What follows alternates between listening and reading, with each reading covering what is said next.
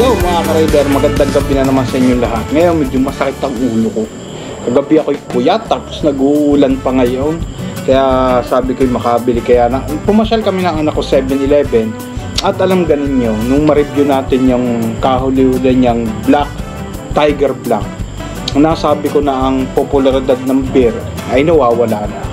Ay tunay naman dahil ngayon, sa panahon ngayon, ay Spritz Hard Seltzer.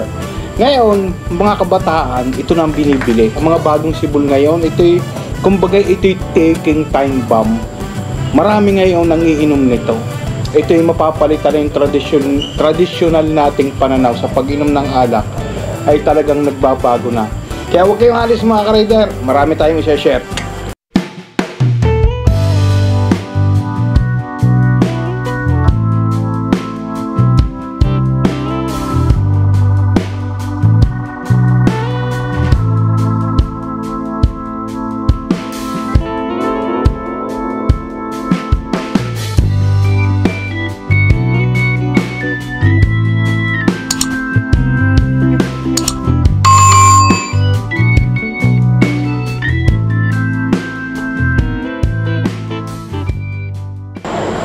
Okay, Spritz Dalandan. Yan. Pag sinabi natin Dalandan dito sa Batangas ay Sinturis.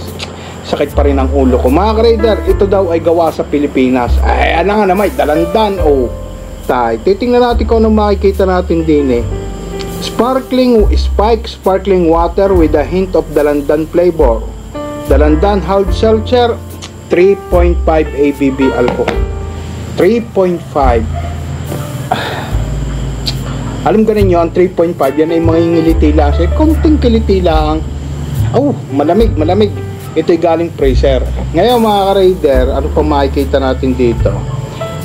Ang nakalagay dito, expiration date April 2023. 29 April 2023. Ngayon yan ang pagkakaibang mga ka-rider sa whiskey at saka sa wine o sa cognac. Ang ganitong inumin may expiration. Alam ganin nyo kung bakit may expiration, dahil ito'y hindi natural at ito'y napapanis. Ay delikadong inumin. Ay ano ka nga magagawa eh, sakit ang ulo ko. Alam nyo ka, para ko sisipunin hindi. Ay di, ay asarap. Puta aso yan, umingay na naman. Asarap ipatong sa noo, malamig. Yun. Ayan o, expiration date. So, ibig sabihin, ano man nag-expire, ay di napapanis na. Siya, huwag na natin patagalin. Atin ang bubuksan. Huwag naghanda na Yossi. As usual, matamis na naman araw. Anong gagawin natin? Wala, hindi ako. Bukas kami pupunta ni Macy sa bayan. Bibili ako ng pambukas ng ganito. Ng kutsi. Yan nga. Yeah, kutsi. Ay, pala. Yan. May karbonato para sa drinks. Sana mabingot. Yun. Isa pa. Amoy ko na ang Dalandan is yung tourist. Abay ayaw pa rin.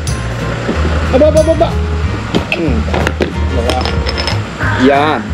At syempre, yun. Ang Centures, yan ay marami rito sa Mindoro. Talagang pag nadating yung barko galing Mindoro, ay talagang, naku, pagkakarami Centures at napakamura ng Centures. Kaya okay lang na gawin ganito. Ito'y bubutihin ko na, 3.5 yan. Ano ka magagawa ng 3.5? Kilitin ka nga lang. Tingnan lang kilitin.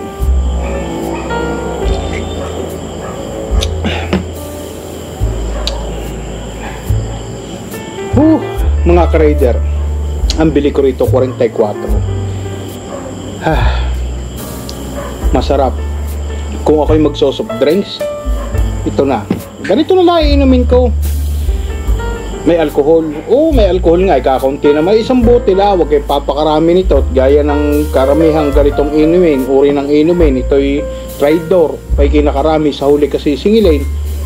At arpa ay sa payang hard seltzer. Kahit ipagbalibalik-tongin mo, kahit pagbalibalik-tarin mo yan, Tanduay Ice, Limundo, Chuhay, yan, yung mga yan ay pare-parehas. Sakit ng ulo talaga, pare-parehas. Kumbaga pangalan lang nagkaiba, Tayo isa pa, masarap eh.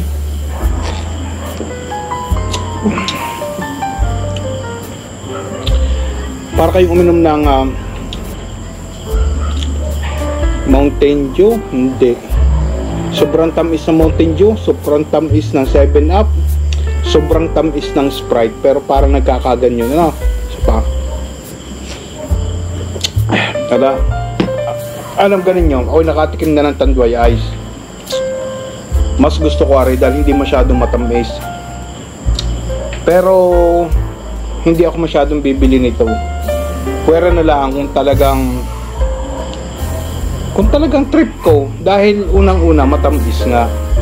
Meron namang strong zero na 9% alcohol, walang asukal, Japanese made. Kaso lahat talagang matindi yung nakakalasing talaga. Ito medyo pampatulog ko lang. Mga ka-rider, nakakaingit nga ang mga kabataan ngayon. Nung kami high school, alam mo ang mga bata ngayon ha, pag nag-lunch break at may bakanting oras, siguro mga high school, college, ewan ko kung iti pinagtitindera sa minor. Pag sila lumabas, pwedeng uminom ng ganitong uri ng inumin. Mga hard seltzer o kay chuhay. Masarap ay nung panahon namin at kami nagkamero ng bakanting oras o kay tanghali, biglang nawala ng pasok sa hapon. Kami nagiinom, ang iniinom namin gin, katanghalian tapat, ang init. Tapos ang masakit ito, wala naman kaming pera. Ang pulutan namin piwi, tapos tubig, wala yelo. Gano'n ka talaga impyerno. Yun nga lang, masaya dahil pag may nasuka na o may nalasing, ay di kami tawa na ng tawa na. Pero mga bata ngayon, swerte yung mga bagong sibil ngayon, may mga ganitong uri ng inumin. Masarap o sa masarap, pero gaya ng nasabi ko, hindi ko trip ang ganitong uri ng inumin. Kung ako'y mag-chill, ay di beer. Kung baga kung gusto ko mag-relax, ay di beer. Yun.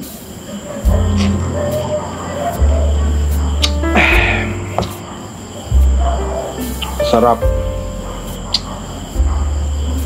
Dalandan. Alam niyo yung 3.5 alcohol, katamtaman, kahit babae ang uminom nito. Basta malamig, palagay ko, dahil pag ito'y mainit, mapait na. Katamtaman ang sarap. Katamtaman yung alcohol. Katamtaman eh. Yan. Katamtaman din para sa akin dahil masakit ang ulo ko. Huwag sana ako sipunin. Pag ako'y sinipon bukas, ano'y gagamot natin? Di whiskey. Whiskey.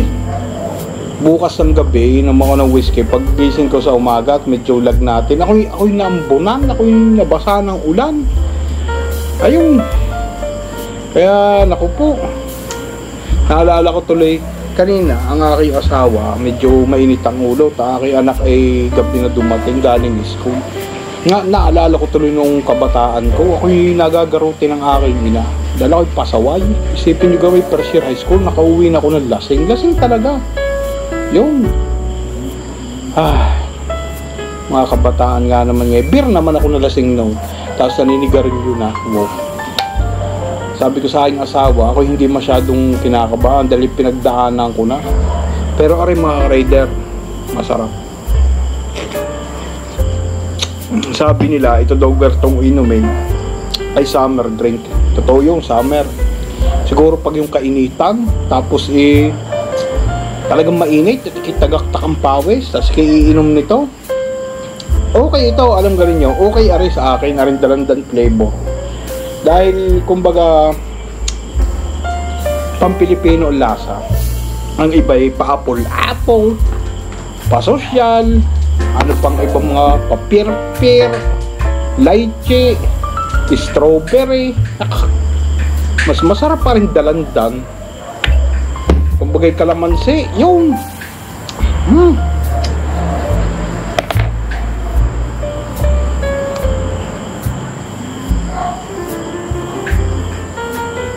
Mauubos natin na rin.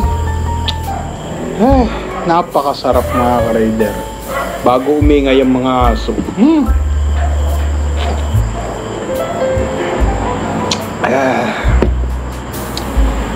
Sino ka nga namang iinom ng beer sa panahon ngayon? Ay mga ganitong mga uri ng hard seltzer, chuhay ay napakasarap. Masarap. Ako'y sa totoo lang, ako'y whiskey drinker. Pero pagka pero hindi, Alam ganin yung mga ka-raider. Pagka kayo uminom nito, delikado sa katawan. Ako nagtataka. Oo. Alam ganin mo. Nung panahon namin, yung beer ay lagi sinasabing ikaw huwag uminom ng uminom at ikaw ay mai-stroke o kay aatakihin sa puso o kay sari-saring sakit ang iyong dito pa nagkakamot itong asong ito, sari-saring sakit ang makukuha mo sa iyong katawan. Aba, yun, tumigil. Ay kung tutusin man ang beer ay walang asukal, alcohol nga lang ang meron. Ay nung panahon ay San Miguel Beer Pilsen, Fernando Po Jr. Yun. Ay ano ga sakit na makukuha mo doon? Dahil para sa akin na magandang alak pag puro pag walang asukal, pag walang kemikal. Beer, yung mga malilinis na beer, okay yun. Ngayon, noon talagang bat-bat ng mga tawag dito, mga kritisismo yung beer. Talagang pag ikaw ay nainom ng beer, talaga kumbaga demonyo ng tingin sa iyo, parang walang hiya ka na talaga. Pero bakit ngayon itong mga ganitong tsuhay, highball at saka mga hard seltzer, minsan 9% ang alcohol, dubladong alcohol ng beer. May asukal ay may chemical pa. Wala akong naririnig na natulig sa wala. Ay mas delikado itong inumin. Ano kaya? Naiisip ko, yung kayang ginagawa nila sa beer ni paninira lang. Aywan.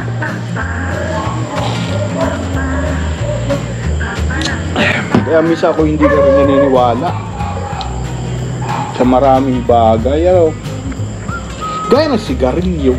Ito, sabi nila ay napakadelikado sa katawan. Ay ang aking lulay naninigarilyo 7 taon na. 7 taon pa siya daw nung naninigarilyo. Ay namatay kulangin 90 anyos. Ay samantala yung mga kilala kong hindi naninigarilyo ay sumupo na sa edad 50, mga patay na. Mga ka-raider, may kiliti nga. Yun.